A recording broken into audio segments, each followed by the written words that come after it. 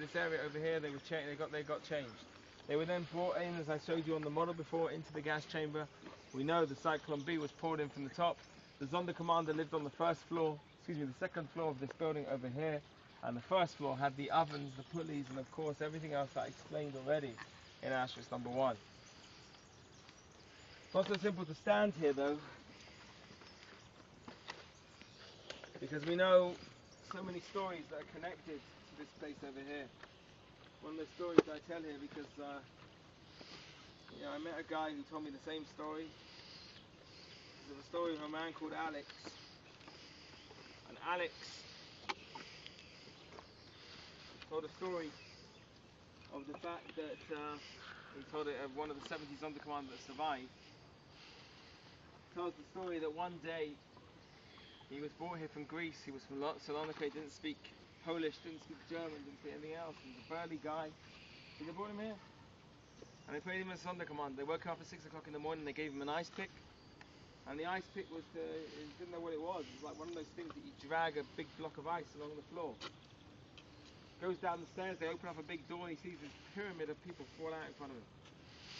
And he looks at his comrades and he sees one of them with a belt pulling out, tying it around a limb and pulling out the people.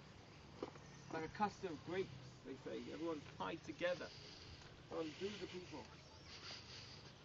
He wants the next guy and he realizes with his eyes to put it under an arm or under a leg and pull him out.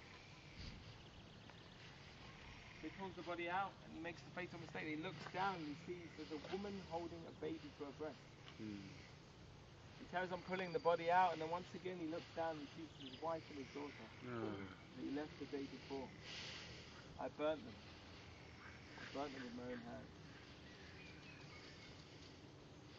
How do you live the memories of where we are?